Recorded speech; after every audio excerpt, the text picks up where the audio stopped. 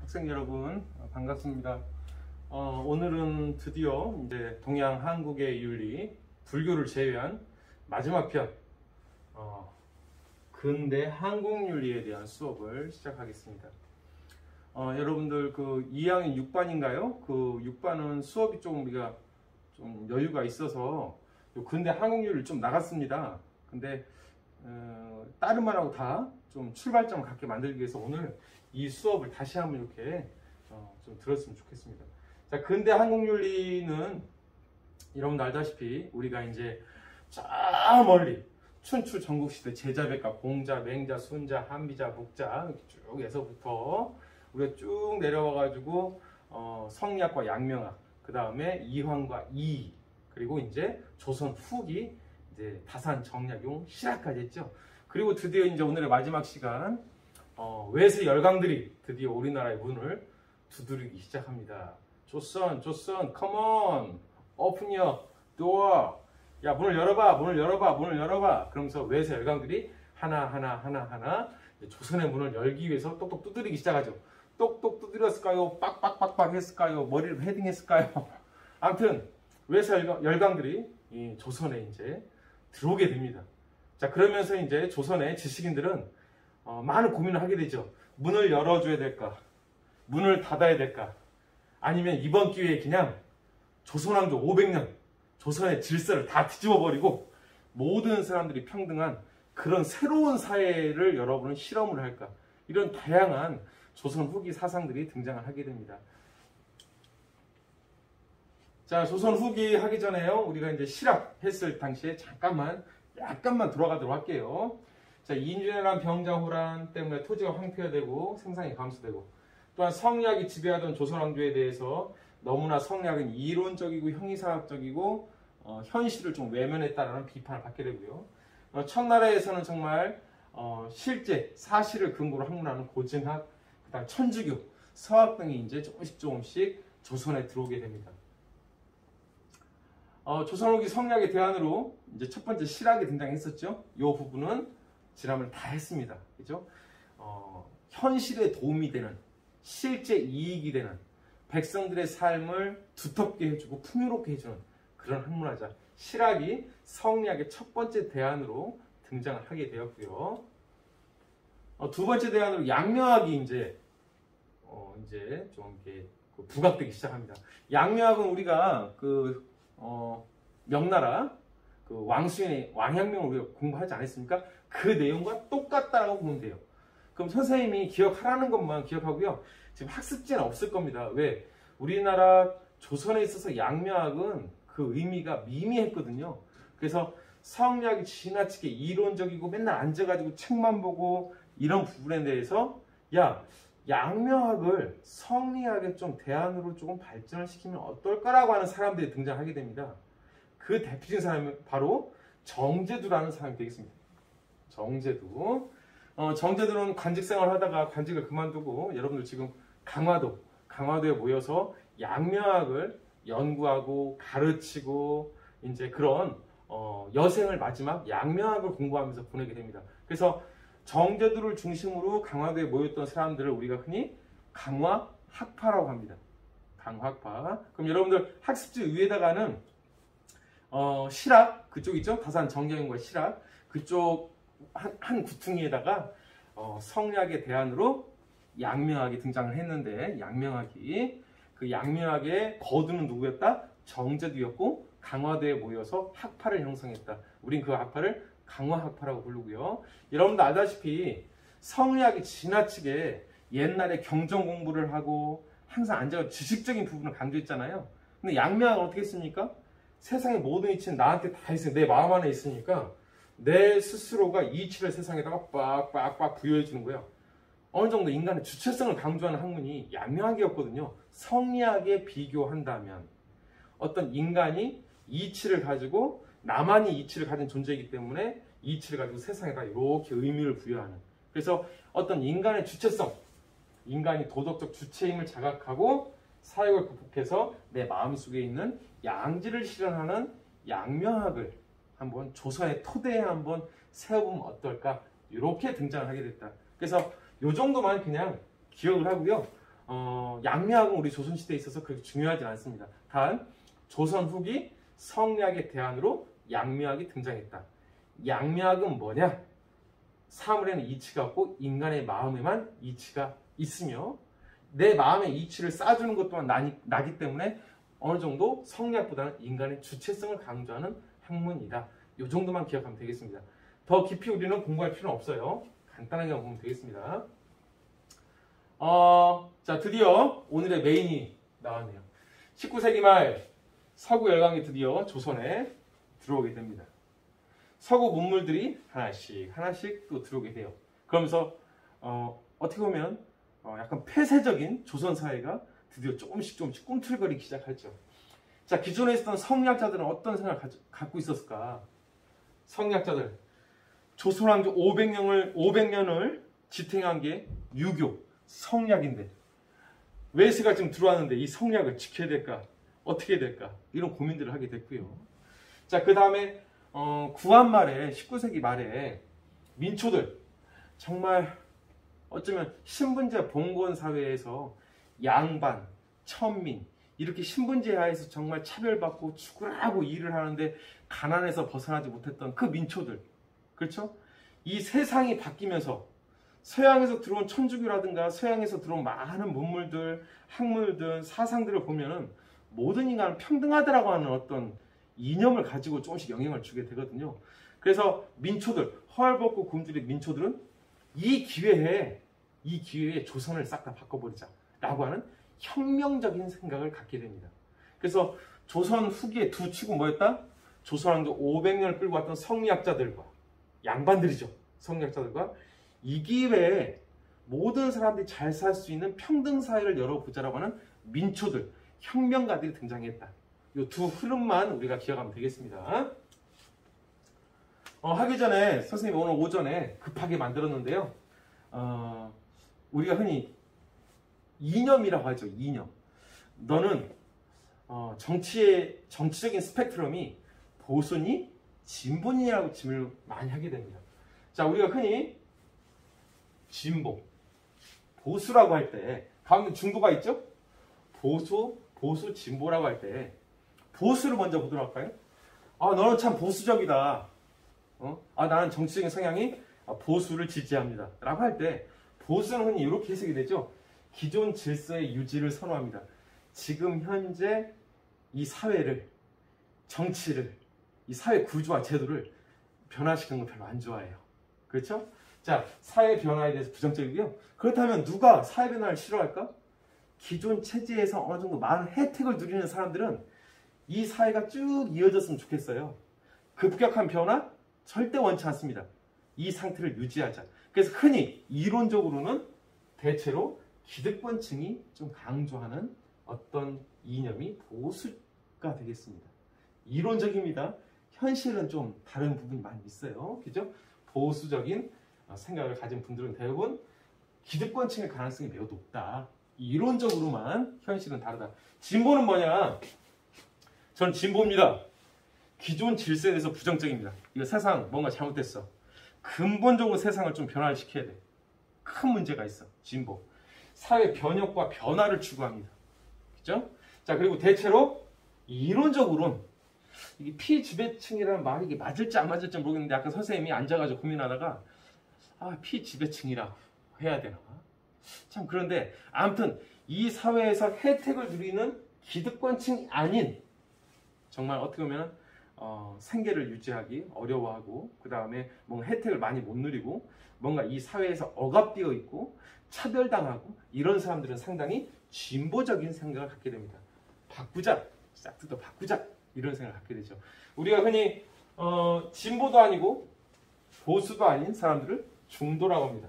이 중도는 어떤 이슈라든가 사회적인 환경에 따라서 이렇게 하기도 하고 이렇게 하기도 하고 중도에서 약간 왼쪽으로 하기도 하고 중도 좌파, 약간 오른쪽으로 하기도 하고 중도 우파 이렇게 왔다 갔다 합니다. 그렇죠? 그래서 우리나라의 어떤 정당들도 보면 그런 얘기 하잖아요. 뭐 이 정당은 보수적인 정당이다. 그럼 약간 보수 쪽으로 이제 가게 되는 거고요. 이 정당은 상당히 진보 정당이다. 이렇게 가게 되고요. 뭐 신문들, 언론들도 약간의 그런 색깔이 있지 않습니까? 여기는 상당히 보수적인 신문이다. 이렇게 오게 되고요. 진보적인 신문이다. 이렇게 가게 됩니다. 그렇죠? 자, 다시 한번 정리할까요? 중앙을 기준으로 봤을 때 사회 변혁을 추구하는 사람들을 진보라고 하고요. 현 사회 체제를 유지하고 싶은 사람들을 보수라고 그럽니다. 근데 여러분 참 의아한 게 있을 거예요. 실제로 선거를 하면은 보수 정당을 기득권을 갖고 있는 사람들이 지지를 하는 반면에 또 그렇지 않은 사람들도 좀 보수를 많이 지지를 하고요. 간혹 또 좀 진보를 지지하는 층이 어떻게 보면은 이 사회에서 뭔가 변혁을 추구하는 세력이 진보를 추구하는데 또 그렇지 않은 사람도 진보적인 성향을 보일 때가 있습니다. 그래서 요 두 가지는 칼로 뚝 잘라가지고 보수다 진보다 말하는 것은 상당히 좀 어려움이 많이 있고요. 상당히 여기에는 경제적인 정책이라든가 정치 이념이라든가 사회 복지제도라든가 뭐 다양한 뭐 납세, 세금이라든가 이런 부분과 상당히 복잡하게 얽혀있기 때문에 보수 진보를 선생님이 그냥 간단하게 구분해봤지만 한국 사회를 뚝 잘라가지고 이렇게 말하기는 참 어렵다. 그럼 이 얘기를 선생님 왜 하냐? 아니 선생님은 이 중에 뭘까요? 선생님의 커밍아웃. 선생님 이념의 커밍아웃. 나는 선생님은 보수일까요? 진보일까요? 모르겠습니다. 그죠? 근데 우리가 흔히 그러죠. 젊은 층들은 이 사회 변혁을 많이 추구합니다. 젊은 사람들은. 그래서 상당히 젊은 사람들 입장에서는 약간 진보적인 어떤 생각을 많이 갖게 되고요. 조금 이제 뭐 직장도 있고 사회적 어느 정도 위치도 이제 갖게 됐고 뭐 내 아파트도 있고 내 차도 있고 내 핸드폰도 있고 핸드폰 다 있네요. 뭐 많은 것들을 이제 가진 어떤 분들은 약간 보수적인 성향이 갑니다. 그래서 나이가 들수록 진보적이었던 청년에서 보수화 된다라고 우리는 흔히 농담처럼 얘기를 하지만 그건 비슷한 것 같아요. 그렇죠? 예. 자, 그러면 19세기 말 구한말로 한번 다시 가보도록 하겠습니다. 자, 외세가 이제 들어왔어요. 조선에. 자, 보수적인 정파들을 보도록 할까요? 기존에 조선왕조 500년 이 조선에 유교식 봉건질서, 신분질서를 그대로 유지하자라고 하는 보수들이 등장하겠죠? 이 보수들은 대부분 그럼 누구였을까? 성리학자들입니다. 조선왕조 500년의 질서를 외세가 다가와 유지하자. 보수적인 정파들이고요. 오늘 배울 정파들은 위정척사, 개화사상이 되겠습니다. 개화사상 중에서는 약간 온건파도 있고요. 급진파도 있고요. 이런 개화, 문을 열자는 거죠. 문을 열고 변화하자. 약간 보수적이지만은 성리학자들이지만은 상당히 개혁적인 어떤 성리학자들이 되겠죠. 이런 두 그룹이 등장하게 되고요. 이제 바꾸자 진보. 사회를 완전 다 뜯어 바꿔버리자. 완전히 어떻게 보면 급진적인 사상이죠. 사회 체제를 완전히 신분제 사회에서 완전히 모두가 평등한 사회로 다 뒤집어 엎어버리자라고 하는 대표적인 세 가지 사상이 우리 교과서에 등장합니다. 동학, 증상교, 원불교 이 세 가지입니다. 자, 이해가 됐죠? 어떤 사회든지 간에 보수와 진보는 있어요. 현 체제를 유지하고자 하는 사람, 변화시키고자 하는 사람. 조선 후기에도 유지하고자 하는 성리학자, 그 다음에 완전히 다 뒤집어 엎자라고 하는 그런 진보적인 사람들. 이렇게 있다. 이해하면 되겠습니다. 자, 격변기들 성리학자들입니다. 자, 잘 보도록 하세요. 오늘 수업은 이론적으로 깊이가 없어요. 그냥 간단하게만 보면 됩니다. 자, 첫 번째. 성리학자들이 세 그룹으로 이제 조금 구분이 됩니다. 성리학자들이 세 그룹으로. 네. 세 그룹으로 되는데요. 첫 번째 그룹은 위정척사.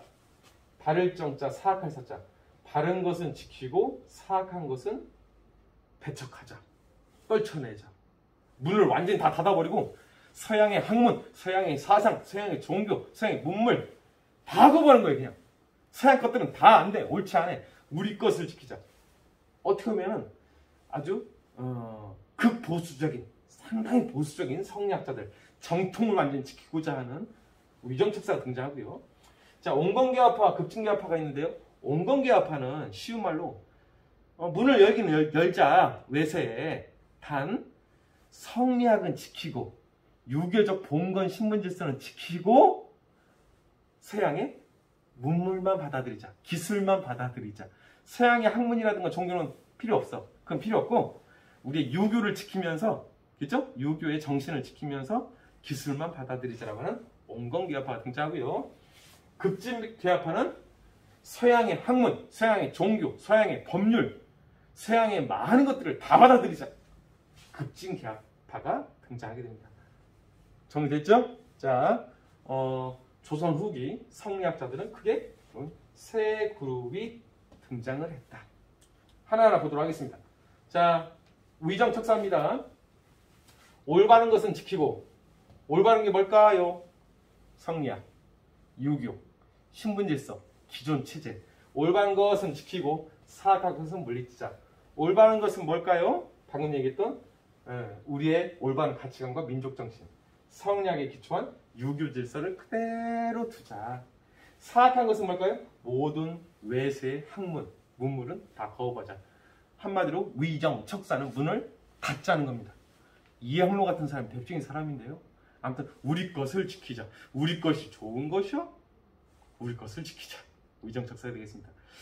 상당히 폐쇄적인 어떤 그런 주장일 수도 있죠. 하지만 거꾸로 따지면 이분들은 우리 민족의 정체성을 확실히 지키고자 하는 그런 정신을 이제 발휘한 거죠. 자, 이후 위정척사는 당연한 민족 정체성, 전리를 지키고자 하는 선비정신이 표출로 항일 실수, 항일 의병투쟁의 정신적 기반이 됩니다.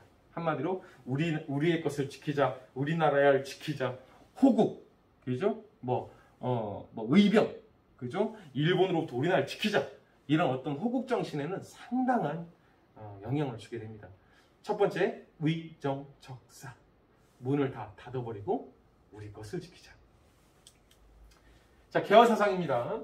개화사상은 첫 번째 온건계합파를 보도록 할게요. 자, 개화는 개발해서 변화시키자. 새로운 곳에 나아가서 우리의 힘을 기르고 장점은 받아들이고 단점은 버리자. 급진계합파와 온건계합파가 있습니다. 자, 첫 번째 온건계합파는요, 여러분들 아마 역사 시간에 들어봤을 겁니다. 동도 서기론이라고 하죠. 동쪽의 도는 지키고 서쪽의 기술만 받자. 그죠? 동쪽의 도는 지키고 서쪽의 기는 받아들이자. 동쪽의 도는 뭘까요? 성리학, 유교, 신분질서는 위정척사처럼 그래 우리도 이 신분질서는 지키고 싶어. 지키되 단 우리가 언제까지 외국과 문호를 개방하지 않고 다 닫을 수는 없잖아. 기술만큼 받아들이자. 과학기술과 군사 제도라든가 실용적인 것들은 받아들여서 우리 백성들의 삶을 좀 더 윤택하게 하자. 한마디로 어떻게 보면 상당히 실용적인 자세를 취했던 온건계합파들이 되겠습니다. 자, 유교를 중심으로 삼되 근대화된 서양 문물을 주체적으로 받아들여서 시대적 과제를 해결하자. 그죠? 네, 그래서 언제까지 우리가 조선이 문호를 다 닫아버리고 폐쇄적인 국가로 남을 수 없잖아요. 유교적 질서는 받고 동도, 동쪽의 도, 유교는 지키고 서기, 서양의 기술만 받자. 온건계합파가 되겠습니다. 문은 열되 살짝 열되 기술만은 받고 우리 것은 지키자. 동도 서기론 온건계합파가 되겠습니다. 큰 어려움이 없을 거예요. 자, 이제 급진계합파죠. 급진계합파. 자, 이 기회에 유교의 근본 질서까지 싹 다 한번 우리가 고민 한번 해보자. 그렇죠? 고민해보자. 서양의 학문, 종교, 서양의 사상까지 다 받아들이고 기술도 다 받아들이자. 문을 활짝 열자. 그죠? 다 열고 다 받아들이자. 급진계합파가 되겠습니다. 자, 급진계합파를 다른 말로는요, 변법개화론이라고 합니다. 우리의 모든 것들을 다 변화시키자는 거예요. 변법개화론. 우리나라의 모든 것들을 다 이 기회에 한번 변화시켜보자.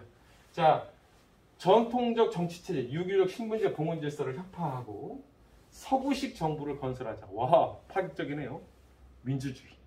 그리고 또 하나, 입헌군주제. 그 조선시대는 왕이 모든 것의 기준 아니겠습니까? 그죠? 법 위에 왕이 있죠? 그죠? 입헌군주가 뭡니까? 군주 또한 법 아래에 두겠다는 얘기입니다. 그죠? 군주가 법 위에 있는 게 아니라 군주도 법의 지배를 받아야 된다. 우리와 똑같이 입헌군주제입니다. 자, 상당히 파격적인 사상이죠. 어쩜 왕정, 근본적인 왕의 절대권을 부정할 수 있는 이런 급진적인 얘기를 하게 되고요.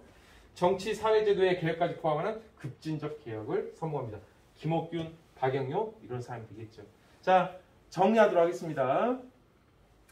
서양의 외세가 들어와요. 문을 다 닫아버리자. 위정척사. 그냥 이렇게 살껴. Don't touch me. 그냥 이렇게 살껴. 지금도 좋았어. 우리가 알아서 다 해결할 거야. 우리 문제는 다 닫아. 그죠? 개화파. 문을 조금 열까? 확 열까? 온건개화파. 문을 조금만 열고 유교는 그대로 두고 신문이 그대로 두고 기술만 받자. 그죠? 온건개화파. 동도 서기론이 되겠습니다. 그죠? 기술만 받자. 서쪽에. 자, 문을 확 열자. 서쪽에 학문, 사상, 기술, 문물 다 받아들이자. 문을 확 열자. 바로 급진개화파 변법 개화론이 되겠습니다. 우리가 윤리와 사상에서는 이 정도만 이해하면 되겠습니다. 사상적 깊이는 크게 없죠. 그냥 외세 열광이 우리나라의 문을 똑똑똑똑 두드렸을 때 닫을 건가, 조금 열 건가, 많이 열 건가, 이렇게만 기억하면 되겠습니다. 새로운 세상을 이제 꿈꾸는 이들이 등장합니다. 지금부터 요 단어는 잘 기억하도록 하세요. 별 붙여놓고. 후천 개벽입니다. 세상이 다 뒤집어지는 거예요. 지금 우리가 살아왔던 세상은 선천, 먼저 선자. 선천이고요. 선천. 지금의 세상을 선천이라고 부르고요. 그 다음, 이후에 오는 세상을 후천이라고 합니다. 새로운 세상을 꿈꾸겠다는 거예요. 선천이 아니라, 지금 세상이 아니라 후천을 추구하고요. 후천 사회에서는 개벽이 일어나야 돼. 세상이 뒤집어져야 돼. 그렇죠? 여기서 세상이 뒤집어진다는 말은 뭘까요? 모든 사람들이 다 이제는 상놈, 양반, 그런 거 다 필요 없어. 모든 사람들이 다 완벽하게 평등하게 사는 세상을 꿈꾸는 드디어 후천개벽을 강조하는 사상들이 등장합니다. 우린 이 종교를 동학, 증상교, 원불교 세 가지로 대표적으로 볼 수가 있어요. 자, 동학, 증상교, 원불교. 뭐 동학은 여러분들이 아마 예전에도 중학교 때 배웠을 것 같고요. 동학입니다. 서쪽 사람들은 서학을 하고 동쪽 사람들은 동학을 해야죠. 그렇죠? 우리 민족적입니다. 동학의 핵심은 뭐겠습니까? 외세도 싫고요. 봉건질서도 싫고요. 이 세상을 완전히 다 뒤집어 엎는 겁니다. 전봉준, 녹두장군, 그죠? 동학 농민 전쟁도 일어나고요. 엄청난 세력을 과시하게 되죠. 그렇죠? 실제 사회를 변혁하기 위해서 정부군과 충돌도 일어나고 일본군과 싸우기도 하고 정말 동학은 엄청난 세력을 갖고 있고요. 지금까지도 상당히 많이 영향을 미칩니다. 자, 증상교입니다. 증상은 좀 이따 선생님 설명을 할 텐데 증상교는 우리나라에 약간 무속신앙 있죠? 인간의 원한을 풀어주던 그 무속신앙 그것을 약간 계승하는 면이 강합니다. 증상교. 자, 원불교는 뭐 우리 알고 있는 저기 전라북도 익산에 원광대학교 있지 않습니까? 뭐 원광 어린이집도 있고요. 이런 원광 그 대학교 요 사단법인이 바로 원불교에 다 근거를 두고 있습니다. 원불교입니다. 자, 궁불계, 능불계, 그렇죠? 예, 이따 보도록 하겠습니다. 자, 동학은 최재우가 제창을 했고요. 지금부터 이름은 중요하지 않아요. 선생님 이름 같은 거 시험 문제 안 냅니다. 그리고 그래서 중요하다고 생각도 안 해요. 자, 나는 동쪽에서 태어났으니 우리는 서학이 아니라 동방의 동쪽에 학문을 해야 된다. 그리고 우리나라의 학문이 뭐냐 그럼? 환웅. 그죠? 인간이 되고 싶어요. 하늘에서부터 하나님의 아들인 환웅이 내려와가지고 인간을 널리 이롭게 하라. 경천. 하늘을 공경하는 사상 더하기. 그죠? 네. 유교, 불교, 도교, 삼교를 다 섞어가지고 동쪽에 학문을 하자. 조선 사람은, 동쪽에 있는 사람은 서학이 아니라 바로 요 유불도, 그리고 하늘을 숭상했던 경천사상, 동쪽에 학문을 하자. 자, 여기서 우리가 제일 중요한 건 바로 이거지. 하늘님을 모셔라. 하늘님을 모셔라. 근데 중요한 거, 서양의 서학은 그리스도교적인 사고관을 보게 되면 하나님은 저기 하늘에 계십니다. 하늘에 계신 우리 아버지여 이름을 거룩히 여김을 받으시오며. 그렇죠? 하늘에 계시죠. 그렇죠? 하늘에 계신 하나님이 인간을 창조하고 인간은 하나님을, 하늘에 계신 하나님을 아버지로 모시는 거죠. 우리를 창조했기 때문에. 자, 동학은 완전히 다른 사고관을 갖게 됩니다. 하늘님, 저 하늘에 계신 하늘님이 있어요. 하늘님이 있어. 근데 이 그리스도교적인 하나님이라고 보면 안 되고 그냥 절대자 같은 아주 두려운 존재인 하늘님이 있어. 근데 그 하늘님이 하늘에 있느냐? 아니라는 겁니다. 그 하늘님은 바로 뭐라? 사람이 곧 하늘이다. 하늘입니다. 하늘님께서는 신은 신적인 존재야. 내 바로 앞에 있는 사람들 안에 있다는 거예요. 그럼 이제부터 사람들을 어떻게 모셔야 될까? 하느님을 모셔라. 근데 하느님이 인간에게 있다? 그럼 인간을 하느님처럼 모시라는 거예요. 내 곁에 있는 사람. 그럼 내가 수업할 때 가르치는 너희들도 다 보여. 동학의 기준을 따지면 다 하느님이요. 다 하나님처럼 소중한 존재야. 양반, 천민, 쌍놈 다 필요 없어. 다 하느님이요. 그렇죠? 자, 사인여천. 사람을 하느님처럼 섬겨라. 그렇죠? 자, 그리고 요런 얘기 하죠. 성경신. 그죠? 성실하게 공경하는 마음으로, 그죠? 믿음을 가지고. 근데 이런 것들은 뭐 중요하진 않습니다.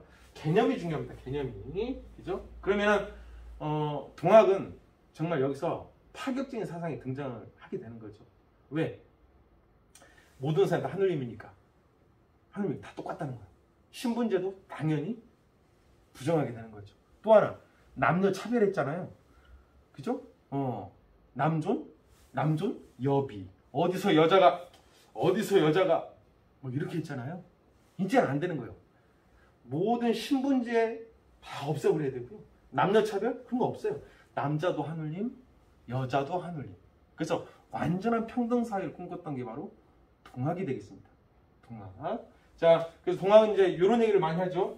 우리의 마음을 지키고 기운을 바르게 해야 된다. 수기수양하는 유불도의 전통을 따라서 우리의 마음을 잘 인격을 수양하고 보존하고 그래야 된다. 또 하나, 나라를 돕고 외세 열강으로부터 나라를 돕고 복음, 그죠? 백성들을 편안하게 해줘야 된다.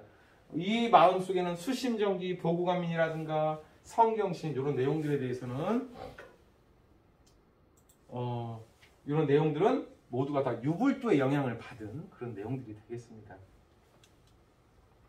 자, 그럼 동학 한번 정리해 보도록 할까요? 아, 전봉준이네요. 녹두장군. 선생님이 옛날에 유성구 시절에 이 머리를 장발로 해가지고 머리를 묶고 테니스를 쳤거든요. 그때 학교 선생님들이 나를 머리를 이렇게 묶고 다니는 걸 보고 녹두장군이라고 불렀던 기억이 납니다. 그죠? 그때는 머리가 새카맸었는데요. 이렇게 꽁지머리하고. 자, 첫 번째 동학 외세를 거부합니다. 서학 반대. 동쪽 사람들은 동학을 해야 돼. 서학 필요 없어. 반외세주의. 서학 반대하고요. 두 번째, 신분사회 부정. 모든 사람들이 하늘님이요. 그쵸? 신분 고하 필요 없어. 남녀 필요 없어. 나이 많고 적은 다 필요 없어. 다 하늘님이요. 다 하늘님이요.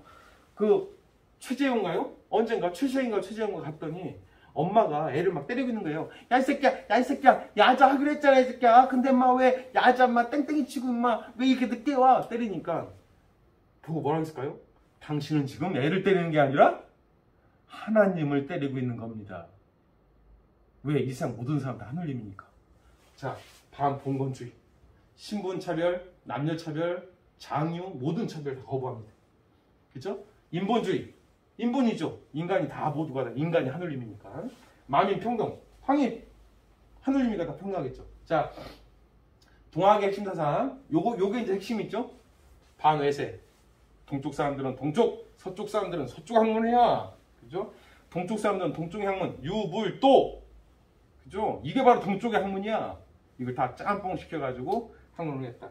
반봉건주의, 인본주의, 만민평등사상. 그러니까 동학을 우리가 이해할 때 어떻게 보면 쉬운 말 딱 하나예요. 인내천. 인간이 곧 하늘입니다. 내 곁에 있는 사람들이 다 하늘입니다. 선생님이 교실에서 가르치는 모든 아이들이 다 하늘이며, 그럼 함부로 선생님이 너희들을 대한다거나 너희들을 무시한다거나 너희들이 어떤 차별을 해서는 절대 안 되겠죠. 다 하늘임이니까. 동학의 사고방식이 되겠습니다. 자, 이해됐죠? 자, 두 번째로 한번 가보도록 하겠습니다. 자, 정상교 강정산이라는 사람입니다. 전라북도 출신인데요. 자, 강일순. 원래는 강일순이 우리가 강정산이라고 하는데요. 이 강정산이 강일순이 참 재미난 일화가 하나 있죠. 그게 뭐냐면은 이제 아들이 이제 그 강일순이 아들이 이제 우리 집안의 대를 이어서 훌륭한 사람이 돼야 되는데 너만은 꼭 교육을 시켜야 되겠다 해가지고 아버지가 이제 집에 있는 소를 팔아가지고 서당, 옛날에 학교 서당에다 보냅니다. 훈장 선생님, 얘 일순위 좀 잘 좀 부탁드립니다 하고 딱 앉았어. 그때 훈장 선생님이 에헴, 네 이름이 뭐니? 강일순입니다. 자, 그럼 오늘 천자문부터 한번 배우도록 할까? 네. 자, 내가 하라는 대로 따라서 하거라. 하늘천 따지, 하늘천 따지. 스승님, 훈장 선생님, 다 배웠습니다. 안녕히 계세요 하고 나가는 거야. 훈장 선생님, 이런 자식이 다 있나? 하늘천 따지 두 자밖에 안 가르쳤는데 뭐 어디 가면 더 배워야지. 스승님께서요, 오늘 저에게 하늘을 가르쳐주고 땅을 가르쳐줬는데 더 이상 배울 게 뭐가 있습니까? 하늘을 알고 땅을 아는데, 아이고 참 꼬맹이가 보통 얘기가 아니죠. 그리고 바로 이 강일순이 바로 새로운 종교를 만들게 되니 그 종교가 바로 증산교입니다. 이 증산교는 우리가 가끔 보기도 해요. 그 증산교 계통의 종교들이 분파들이 많이 생겼거든요. 그래서 가끔 보면 뭐 여러분들 저기 길거리 가다 보면 뭐 도를 하십니까? 이것도 모두가 다 증산도와 멀게 가깝게 관련이 있는 다 신흥 종교들이 되겠습니다. 자, 지금 사람들이 왜 삶이 고통스러울까? 왜 행복하지 못할까? 그것은 모두가 다 과거 동안 쌓여온 원한과 증오가 쌓여서 지금 이렇게 우리가 고통을 받고 있는 거야. 그럼 해결방법은 딱 하나죠. 원한을 풀어야 돼. 원한을 풀어야 돼. 그럼 그동안 조선사회는 어떻게 했습니까? 신분 때문에 신분이 높고 낮은 사람들이 싸우고, 남녀차별, 남자와 여자 때문에 싸우고. 그래서 그 세상은 지금 현 시대 전까지의 세상은 어떤, 여기 있는데요. 다시 한번 써보겠습니다.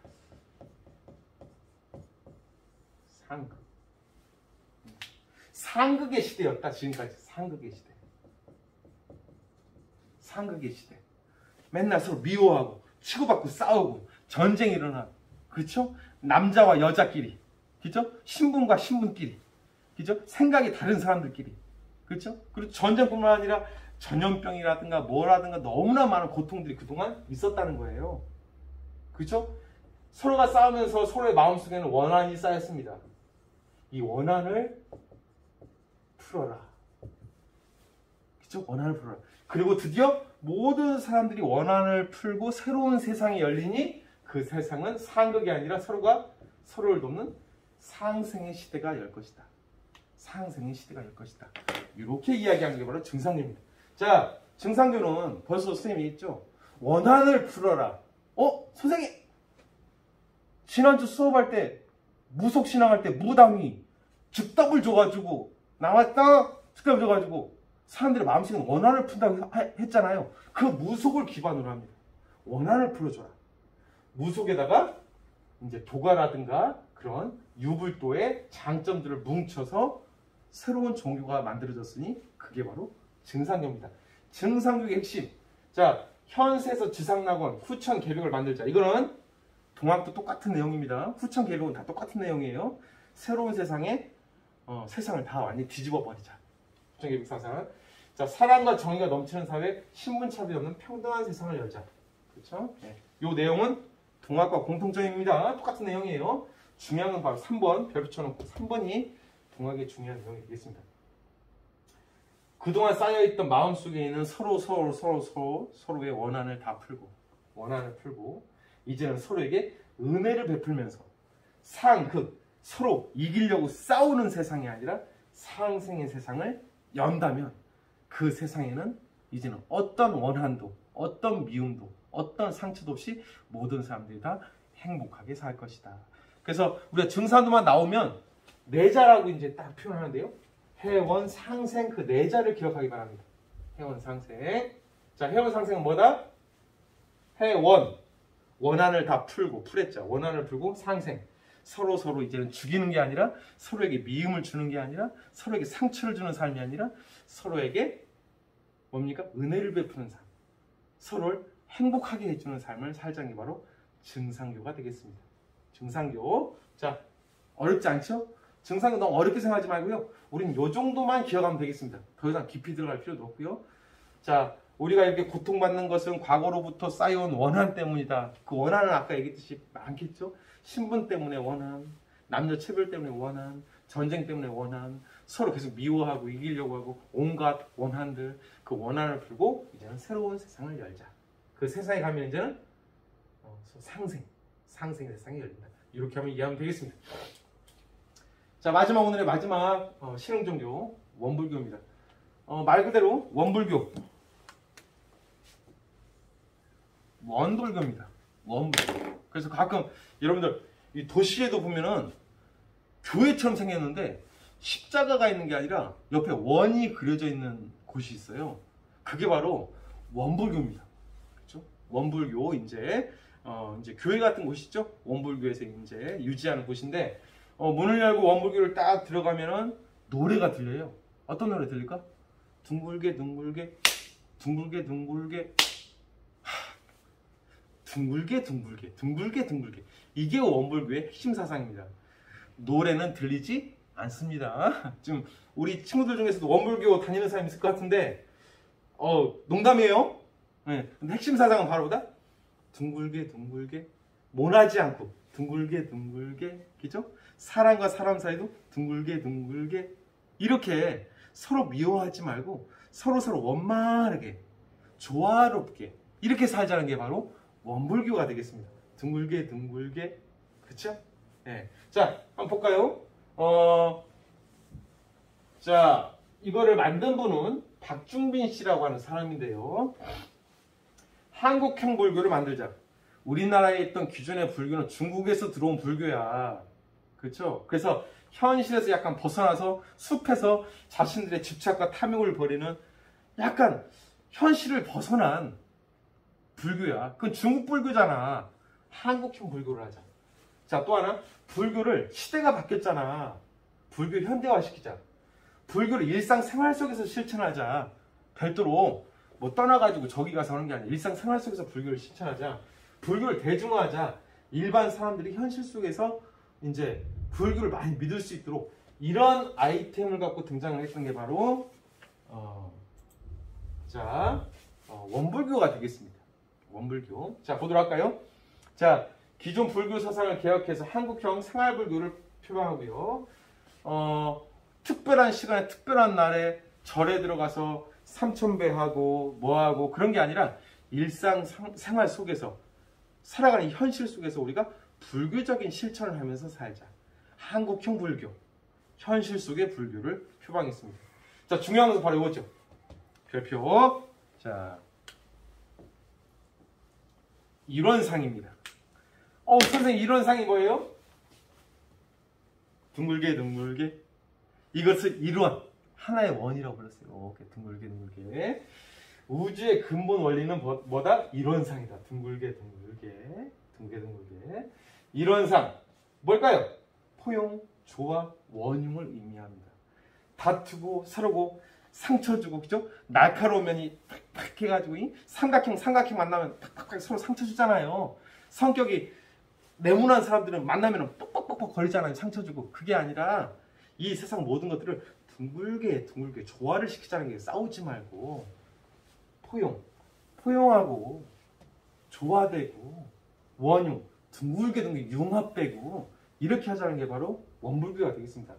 자, 영육상전. 자, 시대가 하면서 우리가 이제 그렇게 생각할 수 있겠죠. 몸은 크는데 육체는 크는데 영혼이 발달하지 않는 친구들 있지 않습니까? 그렇죠? 몸은 막 큰데 영혼이 안 컸어. 자본주의. 물질적으로 너무 풍족해가지고 육체는 막 건강한데 정신이 빈약해. 안 된다는 거죠. 영육상전. 둥글게 둥글게 조화롭게. 육체와 영혼이 조화롭게 성장을 해야 된다. 영육상전. 그래서 육체와 정신이 조화롭게 발전하는 것을 이 친구들은 영육상전이라고 불렀습니다. 그리고 남녀차별, 신분차별, 이것도 모두가 다 둥글게 둥글게 융화를 다 하자는 거예요. 모두가 다 행복하게 싸우지 말고 조화를 하자. 결국에는 신분차별, 남녀차별, 온갖 차별을 거부할 수밖에 없는 거죠. 왜? 그래야 우주의 모든 원리들은 둥글게 조화롭게 할 테니까. 다툼과 분쟁과 상처와 아픔 주지 말고. 그래서 원불교로 공부할 때 우리 뭐만 기억해라?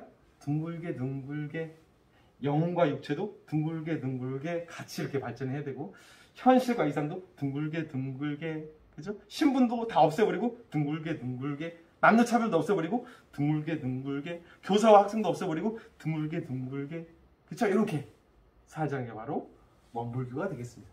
원불교 또한 동학과 증상교와 마찬가지로 신흥 종교이면서 후천 개벽, 새로운 세상, 후천, 새로운 세상이 열리면 모든 사람들이 다 완전 평등하게 둥글게 어우러져서 사는 세상을 꿈꾸는 게 바로 원불교가 되겠습니다. 자, 그럼 마지막 여러분들 정리 한번 할까요? 자, 왼쪽은 성리학자들 유학이 되겠습니다. 자, 외세가 들어왔습니다. 들어왔어요. 모든 문을 닫아버리자. 위정, 적사, 우리 걸 지키자. 문 닫아버리자. 서양은 다 사악한 것들이요. 문 닫아버리자. 자, 동도석이 온건개업파. 문을 조금만 열자. 유교는 그대로 두고 기술만 살짝 받아들이자. 급진개업파. 변법개혁은 문을 활짝 열고 서양의 학문과 사상과 문물까지 다 받아들이자. 됐죠? 위정적사, 온건개혁, 급진개혁파가 등장하게 되고요. 아닙니다. 민초들, 헐벗고 굶주린 민초들, 아주 혁명적인 변화를 꿈꾸는 이들. 세 가지. 첫 번째, 동학. 사람이 다 하늘이여, 하나님이여, 다 하늘이며, 사람이 다 하늘이며, 사람은 다 평등한 거요. 그렇죠? 서양 사람은 서학하고요. 동쪽 사람은 동학할 거요. 그렇죠? 반외세, 반봉건, 만민평등사상, 인본주의, 모든 사람 다 하늘입니다. 끝. 됐고요. 증상교. 그동안 쌓였던 서로 미워했던 그 원한을 이제 다 풀어내야 돼. 그 상극. 서로 막 싸우고 이기려고 하는 그런 삶이 아니라 이제는 상생. 서로의 생명을 도와주고 은혜를 베푸는 삶을 살자. 그럼 어떤 세상이 열린다? 모두가 평등하게 사는 세상이 열린다. 더 이상 원한을 쌓지 않는. 자, 무속을 기반으로 한다고 했죠. 원불교. 둥글게 육체와 정신을 균형 있게 발달시키자. 육체와 정신뿐만 아니라 이 세상에 있는 모든 차별도 다 없애버리고 둥글게 더불어 살자. 이렇게 이해하면 되겠습니다. 오늘 배웠던 6가지는 사상적으로 그렇게 깊이 들어가지 않기 때문에 여러분 이해하기는 좀 어렵지 않을 거라고 생각됩니다. 자, 여러분 오늘 여기까지 수업을 하도록 하겠습니다. 자, 다음 시간에는 이제 드디어 동양의 마지막이라고 불리우는 불교를 하도록 하겠습니다. 여러분들 오늘 수업 듣느라 고생 많으셨고요. 다음 시간에 보도록 하겠습니다. 수고했어요.